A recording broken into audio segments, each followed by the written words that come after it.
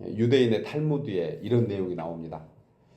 단칸방에 7식구를 거느리고 사는 가난한 남자가 있었는데 어찌나 방이 좁은지 숨 쉬는 것조차 힘들 정도였습니다.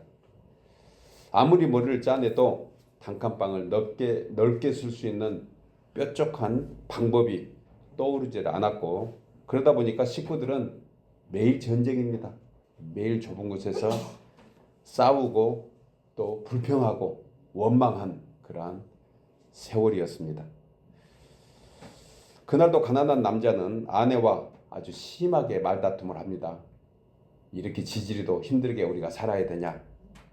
그래서 화가 많이 났지만 화를 좀 억누르고 가라앉히고 아내가 먼저 남편에게 얘기합니다. 여보, 우리 이러지 말고 랍비를 좀 찾아가 봅시다. 그 랍비는 무슨 문제든지 다 해결해 준다고 하니까 아마 도움이 될 겁니다. 그 말을 들은 남자는 좋은 생각이다. 나는 그러한 뜻을 가지고 소문난 랍비를 찾아갔습니다. 랍비는 그 남자에게 무슨 일로 왔냐고 물어볼 때 남자가 랍비에게 이렇게 얘기합니다. 우리 집은 너무 가난해서 방이 하나밖에 없습니다. 아내랑 7 자녀들 같이 살 정도 되니 너무너무 힘들고 어렵습니다. 그러다 보니까 툭하면 소리 지르고 싸우고 불평하는 것이 일상이 되어버렸습니다. 좀 해결해 주세요. 이렇게 그 남자는 랍비에게 호소합니다. 그러자 랍비가 뜻밖의 쉽게 대답합니다. 알겠소. 내가 해결해 주리라.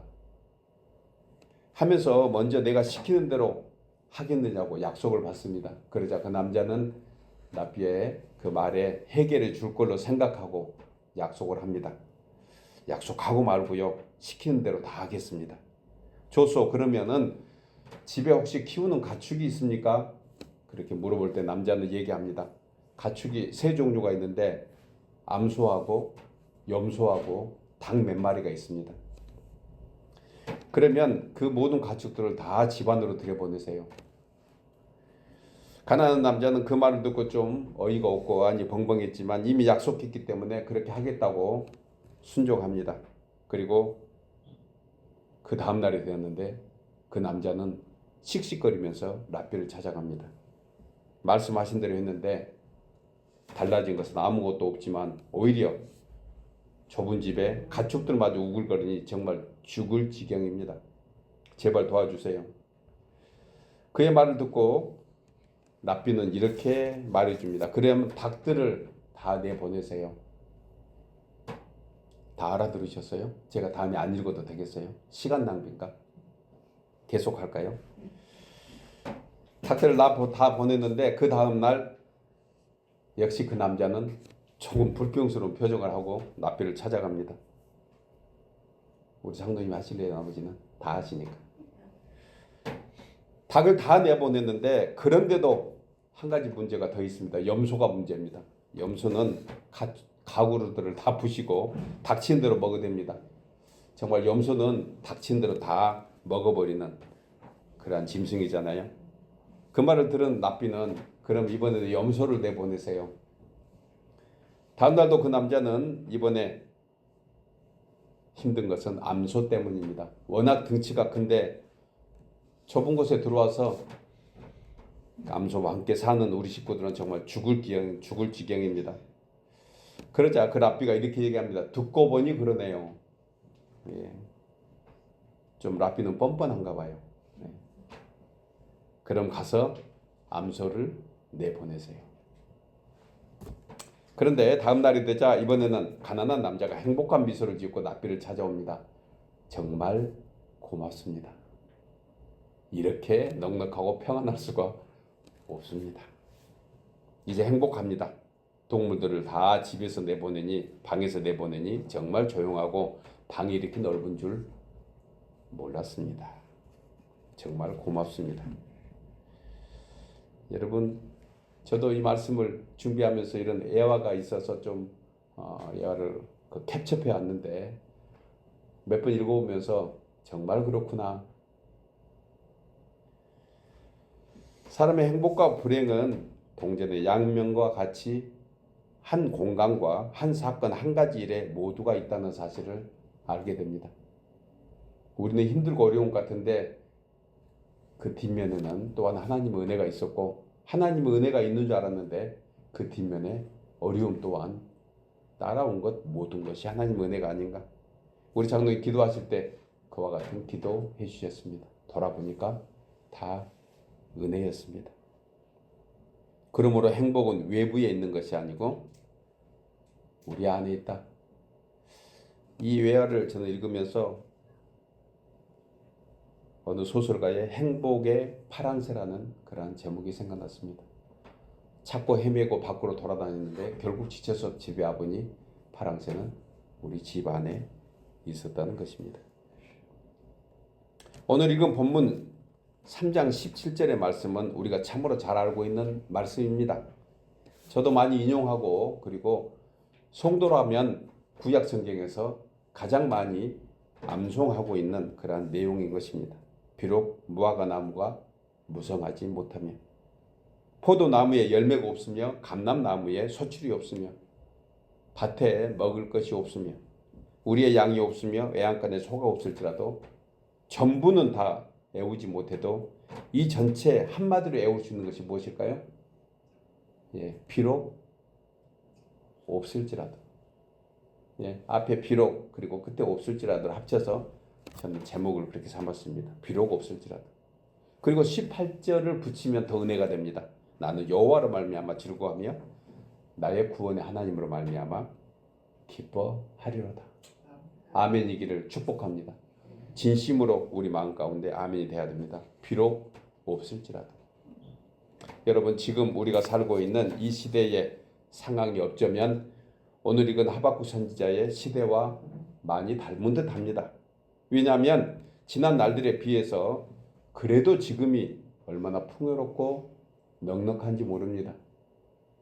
집에 쌀이 없어서 식사를 못하는 분들, 미국에는 또 특별히 이민의 삶을 사는 우리에게는 없을 줄 생각해 봅니다. 냉장고 문만 열면 먹을 것이 어느 방언처럼 천지빛깔로 셌습니다. 어떤 부모가 자녀에게 이놈아 감사해라. 엄마 아빠 시절에는 먹을 것이 없어서 굶고 살았단다. 그랬더니 그 자식이 얘기합니다. 왜 라면 안 끓여 먹었어? 왜 라면 안 끓여 드셨어요? 여러분 그럼에도 불구하고 사람들은 여전히 불평하고 감사하지 못합니다. 그래서 하나님의 은혜를 더 누리지 못하고 있지 않는가 이 절기를 통해서 한번 생각해 보면서 이제 추수감사절을 앞둔 이 절기에 다시금 하나님께로 돌아가서 선지자의 고백과 같이 비록 없을지라도 다 잊어버려도 좋습니다. 이 제목만 가지고 와도 좋을 것 같아요. 비록 없을지라도. 이제 성도된 우리는 어떻게 무엇으로 하나님 앞에 감사해야 되는가 함께 생각하며 세 가지로 은혜를 나누려고 합니다. 첫째로 비록 없을지라도 공의의 하나님께 순응하며 믿음으로 맡겨야 합니다. 나누어 읽겠습니다. 비록 없을지라도 공의의 하나님께 순응하며 믿음으로 맡겨야 합니다. 아멘입니다. 본문 16절이 이 말씀을 하고 있는데요. 16절은 역사적인 상황을 좀 담고 있기에 조금은 역사적인 배경이 있음을 알게 됩니다. 16절 내가 들음으로 선지자가 누구에게 무슨 말을 들었습니다. 그런데 그 말을 듣고 내 창자가 흔들렸고 그 목소리로 말미암아 내 입술이 떨리도다. 무리가 우리를 치려고 올라오는 환난 날을 내가 기다림으로 썩히는 것이 내 뼈에 들어왔으며 내 몸은 내 초소에서 떨리는도다. 본절은 하박국이 몹시 두려워하며 떠는 모습을 보여주고 있는데 이 배경은 이렇습니다. 그 당시 강대국인 바벨론 즉 갈대아인의 손에 이스라엘을 구원하려는 하나님의 심판이 앞서 있는 거예요. 이게 좀 역설적이지 않나요? 이스라엘을 구원하려고 하나님께서 심판하신다. 이 말씀을 새겨 듣고 이 내용을 들어야 됩니다. 그래야지 하나님은 공의의 하나님이라는 것을 우리가 인정하게 되는 거예요. 닥치게 될 환란이 얼마나 엄청난 것인 것을 오늘 선지자가 이 한마디로 얘기합니다. 뼈가 썩었대요. 썩어간대요. 더욱이 선지자는 무리가 치려고 올라오는 모습을 바라보면서 목도하면서 큰 고통이 되었습니다. 저는 이 말씀을 묵상하면서요, 군대 생활이, 남자는 그래도 군대 맛이 최고죠. 군대 때 예고하는 고참들이 있어요. 오늘 너희 기수 전부 다 이따가 새벽 2시에 다 일어나서 수송부 뒤로 다 모인다. 수송부 뒤로 모이면 그날은 아주 물바다 맞는 날이거든요. 그제는 기억이 난 거예요. 그런데 예고를 안 하고 갑자기 깨워서 야 고참이 나오란다. 우리 기수 다 모이랬다. 이렇게 하고 나가면은 그냥 맞고 들어오고 또 자요. 예. 또 그다음 뭐 맞고 나면은 뭐 밥맛도 생기고 가끔 맞아야 되니까. 그런데 이게 한 3살 전에 예고하는 거예요.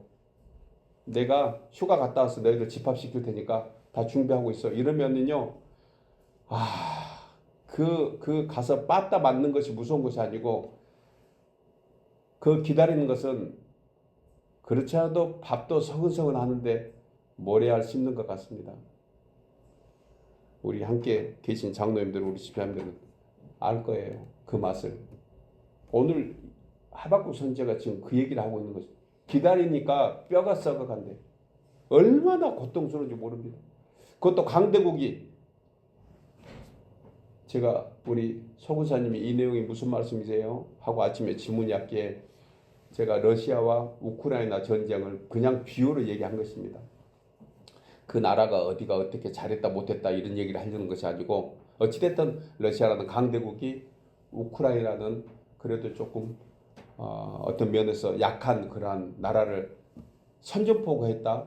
그런데 미사일이 어디 떨어질 거야, 어디 폭격이 갈 거야 라고 예고됐을 때 그 마을 주민들은 어땠을까 하는 생각을 잠시 제가 이 말씀을 해봅니다. 생각을 해보았습니다. 여러분 그것을 바라보는 이 고통 얼마나 고통스러웠을까요? 그런데요, 중요한 것이 있습니다. 성경은 하나님의 공의에 관해서 설명하면서 하나님은 이렇게 하신다는 거예요. 중요한 것은 우리를 구원하려고 심판한다는 그러한 역설적인 말씀을 성경은 여러 곳에서 하고 있습니다. 우리는 기도할 때 하나님 나에게는 절대로 그런 일이 없어야 됩니다. 내 평생에 잘 먹고 잘 살고 하나님께 갈 수 있도록 주님 역사하여 주옵소서. 아멘. 믿습니다. 우리는 기도합니다. 그런데 하나님은 그렇게 해주실까요? 그렇게 해주시면 그 하나님은 참 하나님이 아니라고 나는 확신합니다. 그건 내가 만든 신이에요.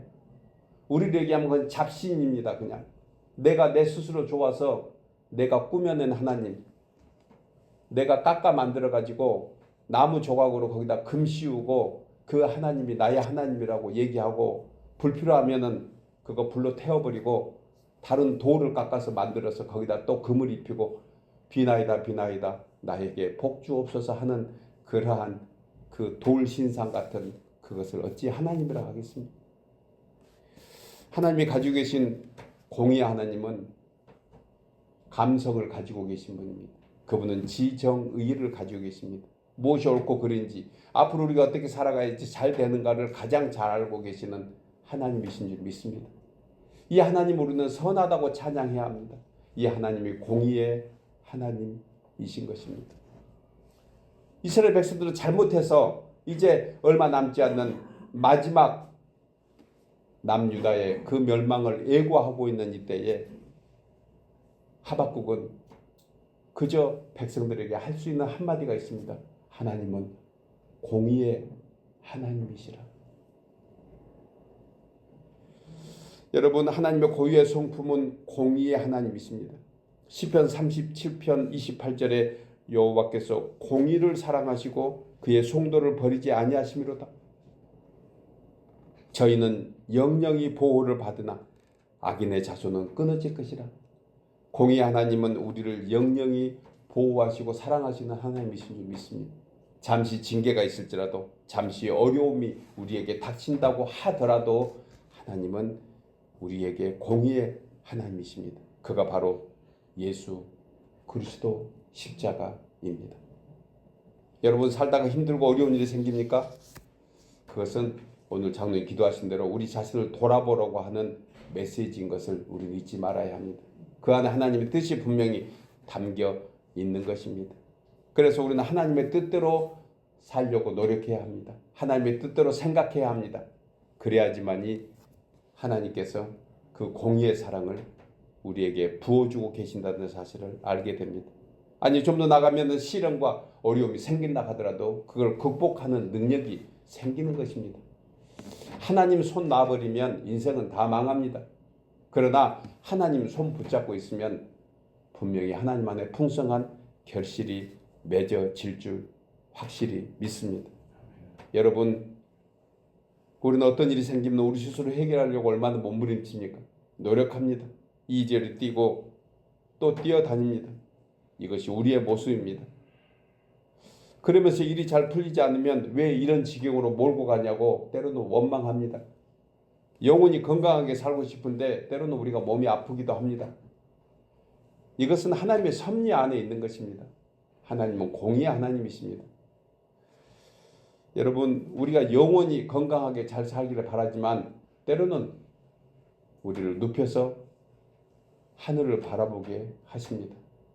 워낙 바쁘게 사니 힘들게 사니 어렵게 사니 잠시 쉬게 하기도 하십니다. 그때 우리가 할 수 있는 것이 무엇일까요? 하나님의 뜻이 어디였는지 하나님의 섭리 안에 내가 있다는 사실을 알고 공의 하나님을 찬양하는 우리 모두 되시기를 주의 이름으로 축복합니다. 원망과 불평보다 이때 감사가 진정한 감사일 것입니다. 그 내용이 17절에서 말씀하신 비록 이 모든 것들이 없다 할지라도 공의 하나님의 섭리와 뜻에 겸손히 순응하며 믿음으로 결단할 때 비로소 폭풍과 같은 환난의 시기도 그 안에 평안이 있음을 알고 저는 이 폭풍과 같은 환난의 때에 평안이 있음을 늘 태풍의 눈에 비유해 봅니다. 우리 어릴 때 생각납니다. 장마철이 돼서 이불도 눅눅하고 그때 이불이 얼마나 솜 이불이지 않았습니까? 제대로 빨 수도 없는 그 솜 이불 그것이 습기를 먹어서 눅눅합니다. 냄새도 납니다. 그런데 참 신기하신 하나님입니다. 그 앞뒤로 가득 찬 그 태풍의 폭우 속에 꼭 한나절 태풍의 눈을 만들어 주셔서 햇빛이 쨍쨍 나게 합니다. 어릴 때 몰랐습니다. 그리고 태풍이 나면 저희 부모님들은 그때가 있음을 알고 있어서 그때를 기다리면서 야 떼놓지 말고 다 이불 밖에 널어놓아라 그런 얘기했던 기억이 났는데 지금 생각하니 그것 또한 하나님의 섭리였습니다. 우리에게 피할 길 주시는 하나님이시라는 것입니다. 믿으시기 바랍니다. 여러분 비록 우리의 삶에 공포와 같은 두려움과 환난의 때가 있다 하더라도 태풍의 눈과 같은 피할 길도 주시고 합당한 은혜도 주실 줄 믿습니다. 이사야 선지자는 42장 1절에서 주께서 이방에 공의를 베푸리라 상한 갈대를 걷지 않으며 꺼져가는 등불을 끄지 아니하고 진리로 공의를 베풀 것이라 하셨습니다. 사도 바울은 빌립보서 2장 13절에서 너희 안에 행하시는 이는 하나님이시니 자기의 기쁘신 뜻을 위하여 너희에게 소원을 두고 행하신다 했습니다. 여러분 이처럼 은혜와 사랑이 풍성하신 하나님께서는 우리의 모든 사정을 가장 잘 아시고 늘 선하시고 합당한 은혜 가운데 인도해 준 줄 믿으시기 바랍니다. 사랑하는 여러분 우리 모두가 감히 구원받을 만한 아무런 자격이 없음에도 불구하고 하나님의 크고 하나님의 위대하신 사랑을 받아 오늘 이 날까지 인도해 주신 줄 믿고 하나님께 감사의 기도로 찬송하며 어렵고 힘들수록 더욱 주님의 뜻이 무엇인지 깊이 생각하고 주님의 은혜 가운데 살아가는 우리 모두 되시기를 주의 이름으로 축복합니다. 아멘. 두 번째로 비록 없을지라도 구원의 하나님으로 말미암아 기뻐해야 합니다. 나누어 읽겠습니다. 비록 없을지라도 구원의 하나님으로 말미암아 기뻐해야 합니다. 예, 본문 18절에 나는 여호와로 말미암아 즐거워하며 나의 구원의 하나님으로 말미암아 기뻐하리로다. 본문에서 하박국 선지자는 비록 모든 것이 없을지라도 자신과 함께 온 백성들이 기뻐할 수 있었던 것은 바로 구원의 하나님이 계셨다는 것입니다. 그러면서 그가 이런 고백을 할 수 있었던 것은 어떤 고통과 고난 중에도 결코 하나님은 택한 백성을 버리지 않으신다. 믿으시기 바랍니다. 우리가 지난날 그와 같은 은혜로 살았습니다. 하나님이 안 계신 것 같아도 분명히 하나님이 함께 하셨습니다. 우리는 모래밭에 두 발자국이라는 그런 내용을 잘 압니다. 그때 네 발자국이었죠. 따지고 묻고 들어가는 우리에게 하나님은 얘기합니다. 그때 내가 너를 업고 가서 그 발자국은 내 발자국이니라. 여러분, 주님은 결코 우리 곁을 떠나지 않으십니다. 이것이 바로 구원입니다. 구원이 무슨 대단한 다른 역사가 있는 것이 아닙니다. 하나님이 함께 하고 계신다는 그 자체가 구원인 줄 믿습니다. 여러분, 오늘 선지자는 바빌론의 마병 발굽 소리에 창자가 흔들렸습니다. 말굽 소리를 들으면서 그 들리는 소리가 얼마나 고통스러웠겠습니까? 심장이 터질 것 같은 두려움이 있다가 한 가지 생각해냈습니다. 아, 바벨론의 말굽 소리보다 더 크신 하나님이 계시지. 그 하나님이 영원히 나와 함께하고 계시지 라는 생각을 깨달았습니다. 그랬더니 두려움이 사라졌습니다. 또한 그에게 비록 당장 식물이 없고 우리의 양과 양간에 소가 없을지라도 자신이 기뻐하고 즐거워하는 이유를 분명히 다시 한번 찾아냈습니다. 그것이 무엇이죠? 여호와로 말미암음입니다. 그러므로 성도들 우리가 이 같은 은혜를 입기 위해서 결코 쉽지 않지만 범사의 하나님 아버지로 말미암아 우리는 살아간다. 주님은 영원히 나와 임마누엘의 은총을 베푸시고 계신다. 믿어질 때 우리에게는 기쁨과 즐거움이 생기는 것입니다. 여러분, 성경은 하나님의 구원에 관해서 합당한 은혜가 있다고 했습니다. 저는 이 단어를 참 좋아합니다. 합당한 은혜. 이 말은 자신에게만 주어지는 은혜가 있다는 것입니다. 그러므로 누구와 비교해서 만족하거나 불평해할 필요 없다는 것입니다. 그래서 나온 말이 상대적 감사, 절대적 감사입니다. 여러분, 상대적으로 감사할 때가 있습니다. 그런데요, 상대적으로 불평이 생기는 일이 더 많습니다. 저 사람은 잘 되는데, 저 사람은 나보다 뭘 못하는 것 같은데 왜 잘 살지? 저 사람의 자녀들은 왜 저렇게 잘 되지? 이런 상대적 어떤 비교를 하게 되면 오히려 감사보다 불평이 생기는 거 분명합니다. 그래서 저는 한 가지 제안을 드립니다. 우리가 잘 알고 있는 것입니다. 절대적 감사입니다. 이것이 바로 합당한 은혜이기 때문에 그렇습니다. 제가 글을 읽다가 아주 이와 비슷한 그런 내용이 있어서 먼저 나눠보려고 합니다. 나이가 비슷한 엄마들끼리 모여서 대화를 나누고 있었습니다. 한 어머니가 자기 아들이 지난 학력고사에서 전교 1등을 놓쳐서 속상하고 힘들다고 불평하면서 얘기합니다. 그러자 바로 옆에 있는 어머니가 자기애는 꼴등만 면하면 소원이 없겠다. 이렇게 얘기하면서 한숨을 쉰 것입니다. 그때 다른 엄마가 자기애는 매일 학교는 안 가고 집에서 게임만 한다면서 꼴등이라도 학교 가면 좋겠다. 그렇게 탄식을 합니다. 그 얘기를 들은 다른 엄마는 학교는 안 가고 집에 있으니 얼마나 좋으냐고 하면서 자기 아이는 지금 소년원에 들어가 있다고 합니다. 그러자 다른 엄마가 소년원에 있어도 건강하니 감사하지 않느냐고, 우리 아이는 지금 병원에 있으니 너무나 마음이 속상하다고 웁니다. 그때 마지막으로 아무 말 없이 다른 엄마의 말은 이렇게 들려옵니다. 그래도 여러분들은 아이가 살아있잖아요. 우리 아이는 얼마 전에 죽어서 볼 수가 없습니다.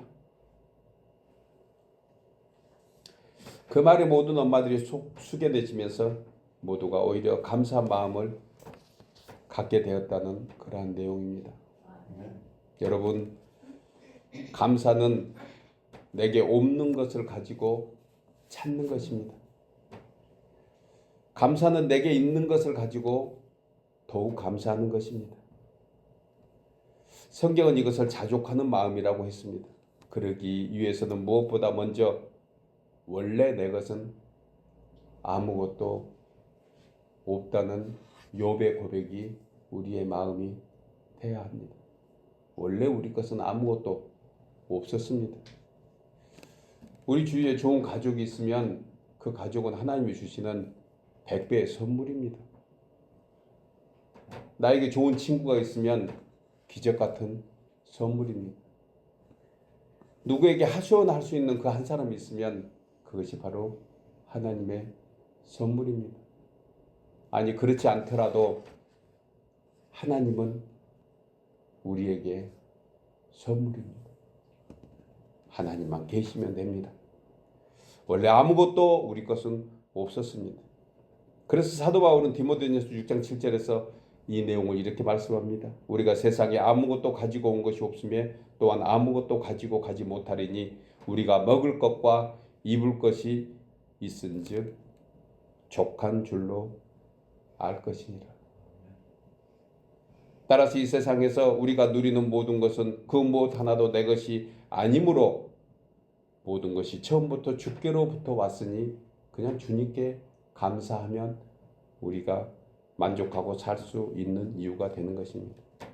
여러분, 문제를 원망하면 문제는 우리에게 새로운 문제를 이끌어갑니다. 그래서 문제는 우리에게 아무것도 문제가 되지 않는다고 털어버리는 것이 믿음입니다. 어떤 고민거리가 생겨서 제가 목사님께 저도 평신도 때 물어본 적이 있습니다. 그랬더니 한국에 계신 그 목사님 그 말씀을 지금도 기억합니다. 문제는 지나가는 것이다. 지나가는 바람과 같은데 그 바람을 다시 불려들이면 그 바람은 태풍이 돼서 너를 힘들게 할 것이다. 그 당시에 그 말씀 듣고 얼마나 위로가 됐는지 모릅니다. 지금도 목회하면서 저는 그 말씀을 생각합니다. 여러분, 문제는 투성입니다.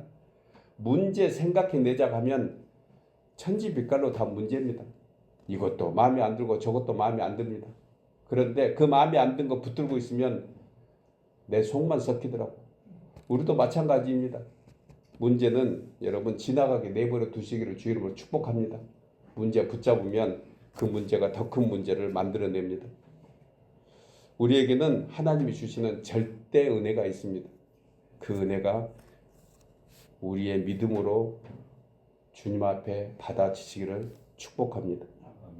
사랑하는 여러분, 비록 아무것도 없을지라도 여호와로 말미암아 즐거워하며 나의 구원 하나님으로 말미암아 기뻐하는 우리 모두 되시기를 주의 이름으로 축복합니다.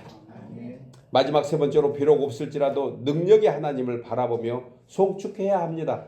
나누어 읽겠습니다. 비록 없을지라도 능력의 하나님을 바라보며 송축해야 한다. 본문 19절에 주 여호와는 나의 힘이시라 나의 발을 사슴과 같게 하사 나를 나의 높은 곳으로 다니게 하시리로다. 다윗은 시편 18편에서 이렇게 주님을 송축합니다. 나의 힘이 되신 여호와여 내가 주를 사랑하나이다. 여호와는 나의 반석이시요 나의 요새시요 나를 건지시는 자시요 나의 하나님이시요 나의 피할 바이시요 나의 방패시요 나의 구원의 뿌리시요 나의 산성이시오다. 우리가 매일 주일날 예배를 시작하면서 우리는 이 찬양을 지금 하고 있는 것입니다. 이것이 시편 18편의 내용입니다. 다윗은 이 고백으로 어려운 지경, 힘든 지경에 있을 때 그는 모든 환난을 극복했던 것입니다. 민수기에 보면 가데스 바냐에서 12명이 가나안 땅을 정탐한 후에 10명은 역사를 주관하시는 권능의 하나님을 바라보지 못하고 두려워했습니다. 가나안 땅에 살고 있는 대장부들을 보았고 그는 하나님을 놓쳤던 것입니다. 그러나 여호수아와 갈렙만이 가나안인들보다 크신 위대하신 하나님을 믿고 바라본 것입니다. 민수기 14장 8절 이하에서 여호와께서 우리를 기뻐하시면 우리를 그 땅으로 인도해 드리실 것이고 그 땅을 우리에게 주시리라. 이는 과연 젖과 꿀이 흐르는 땅이라. 오직 여호와를 거역하지 말라. 또 그 땅의 백성들을 두려워하지 말라. 그들은 우리의 밥이라. 그들의 보호자는 그들에게서 떠났고 여호와는 우리와 함께 하시니라. 여러분, 이 말씀 중에서 어떤 단어가 제일 마음에 들어옵니까? 저는 그들은 우리의 밥이다. 이야, 저는 이 표현을 정말 자신 있고 확실한 그러한 표현인 듯 생각해 봅니다. 문제는 우리의 밥입니다. 어떤 문제가 우리를 두렵게 할 수가 없는 것은 그 문제는 오히려 우리를 성장하게 하는 요건이 되기 때문에 그렇습니다. 하나님은 여러분과 저를 능력으로 오늘까지 인도해 주셨습니다. 우리의 앞날을 우리보다 더 잘 알고 계시는 하나님이신 줄 우리는 믿고 삽니다. 그래서 주님께 맡겨드릴 때 사슴의 발과 같이 힘을 주시고 우리가 밟는 지경마다 주의 능력으로 풍성케 인도해 주실 줄 믿습니다. 여러분, 우리가 잘 아는 내용 가운데 빌립보 감옥에 갇혀서 찬송을 부리던 바울과 실라를 우리는 자주 들어서 압니다. 우리는 그들을 통해서 이런 참된 신앙을 배울 수 있습니다. 바울과 실라가 마게도니아 빌립보 감옥에 갇혀서 피투성이가 되고 죽도록 매를 맞고 그는 발에 착고가 채워졌습니다. 그런데 어땠습니까? 그 발에 착고가 채워진 상태에서도 바울과 실라는 하나님을 찬송했습니다. 저는 이 찬송을 송축했다고 표현하고 싶습니다. 송축은 감사의 찬양을 얘기합니다. 하나님께만 영광을 돌리는 것입니다. 자신들이 형편을 보지 않았습니다. 비록 감옥 안에 있지만 자신들은 감옥에서 아무 구애도 받지 않은 것 같은 그런 자유로운 마음으로 찬양했습니다. 그들은 하나님의 능력을 바라보았습니다. 그랬더니 소망이 생겨서 찬양할 수 있었습니다. 이들이 이처럼 하나님께 찬양하자 하나님께서는 하나님의 영광을 나타내 주셨습니다. 발에 올무가 사라진 것입니다. 갇혀있던 옥문이 열리고 매인 것이 다 풀려서 밖으로 나갈 수 있었습니다. 사랑하는 여러분, 우리는 능력의 하나님을 찬양하는 성도들입니다. 그런데 그 하나님을 매일의 삶에서 얼마나 바라보고 있습니까? 다시 한번 하나님을 바라볼 때 우리의 심중에 소망이 생길 줄 믿습니다. 소망은 진정한 찬송입니다. 오병이의 기적이 그와 같습니다. 비록 가지고 있는 게 어린아이가 먹는 작은 도시락 하나지만 그것을 들고 하나님께 송축할 때 소망이 생겼습니다. 하나님은 해 주실 것을 믿었습니다. 예수님의 그 송축의 찬양이 5,000명을 먹고도 12광주리가 남는 역사를 만들어냈습니다. 하나님의 능력은 우리의 고통의 사슬에서 풀어주실 것입니다. 비록 아무것도 없을지라도 하나님은 무한한 능력으로 우리를 베풀어 주실 것입니다. 우리 이민의 삶에서 그와 같은 은혜를 이미 베풀어 주셨습니다. 우리 장로님 기도하신 대로 우리의 지난날 돌아보시기 바랍니다. 그리고 다시 한번 소망의 주님을 바라볼 때 우리의 심령에 진정한 송축의 노래가 나올 줄 믿습니다. 감사의 절기에 정말 감사하는 그런 송축으로, 찬송으로, 감사함으로 하나님의 권능을 받아 누리는 우리 모두 되시기를 주의 이름으로 축복합니다.